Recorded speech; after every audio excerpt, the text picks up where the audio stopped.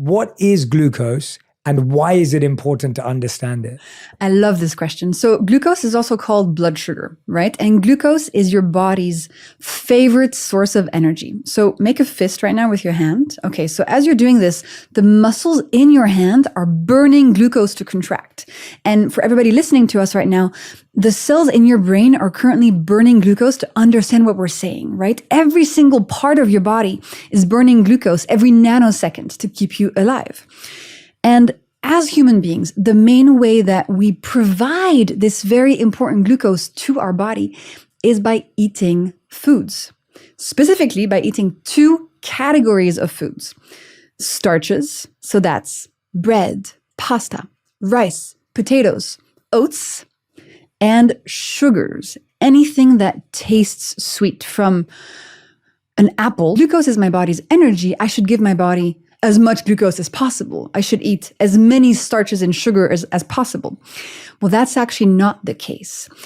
I love to take the image of a plant. Do you have any plants at home? Many. Okay. So you know that in order to keep a plant alive, you need to give the plant some water.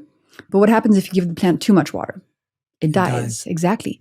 And the human body is similar. Some glucose, everything's going great. Too much glucose and problems start happening. Most of us are giving our bodies too much glucose. And this leads to a whole bunch of symptoms. Cravings for sweet foods, chronic fatigue, brain fog, inflammation, faster aging, hormonal issues, and then long-term the development of type 2 diabetes. So my whole purpose is to teach people how to eat the foods that they love, the starches and the sugars, in a way that's not going to cause problems.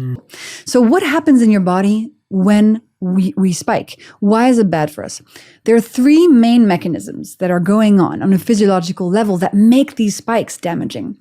The first one has to do with our mitochondria. The mitochondria are these little factories inside your cells that are responsible for turning glucose molecules into energy. Okay? They're incredibly important. The problem is when you give them a glucose spike, so when you deliver them a bunch of glucose molecules very quickly, they break down. They kind of go on strike. And so what happens, you feel this as fatigue. So you keep eating this sugar and these carbs, but you're exhausted. You wake up in the morning, you're tired. Mitochondria are not functioning properly anymore. And that's why one of the main symptoms of having glucose spikes, which most of us have, is this sense of chronic fatigue.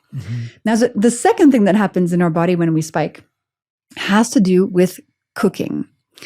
So you know if you put something in the oven, like a chicken, and it goes from pink to brown, the chicken has cooked. And the browning process is called glycation. The chicken has glycated. It has cooked. Now, a human being, from the moment we're born, we're slowly cooking. We're slowly glycating. I know it sounds weird, but it's true. Fully cooked, when we're fully aged, we die.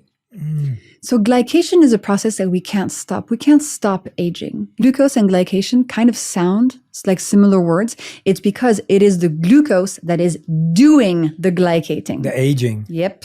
The cooking. The cooking. So the more glucose spikes you have, the faster you age. Wow. And this shows on your skin. And the third thing that happens when we have a glucose spike is that your body knows that these spikes are not good for you.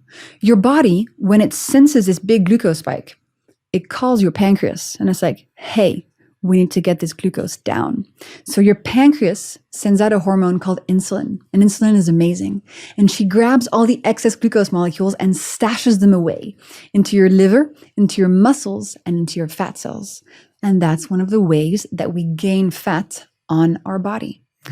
But then too much insulin over time, that's the reason we get type 2 diabetes. So essentially you have mitochondrial fatigue, glycation, inflammation, diabetes.